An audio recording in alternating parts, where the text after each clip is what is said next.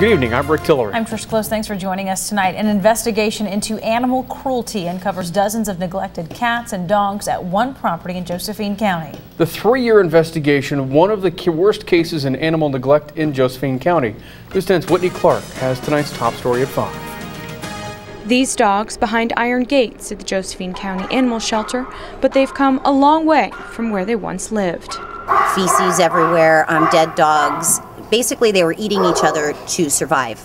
There's animals tied to trees, several animals that had passed away from dehydration, starvation, animals that were stacked up in buildings that had passed away. More than 50 dogs and cats found at one home in Sunny Valley in the past 2 years.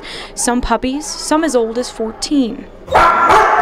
It started in 2009 with an anonymous call saying a woman in her 70s was having a hard time taking care of herself and her pets. We found remains on the property of skulls, things like that, in the pens with the other dogs, and so there was a lot of neglect going on. Varner says on their first visit they found 32 dogs. The woman hadn't spayed or neutered her pets, so they kept multiplying, many of them on the brink of death.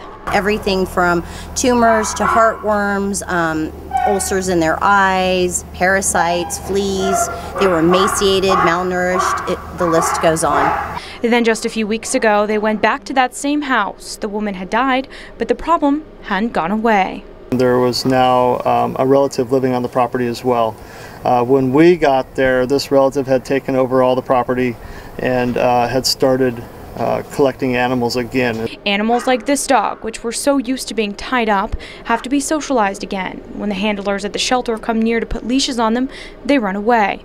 And almost all the dogs found last week have heartworm, which if goes untreated, will kill them. As their former owner may face neglect charges, these pups on the road to recovery.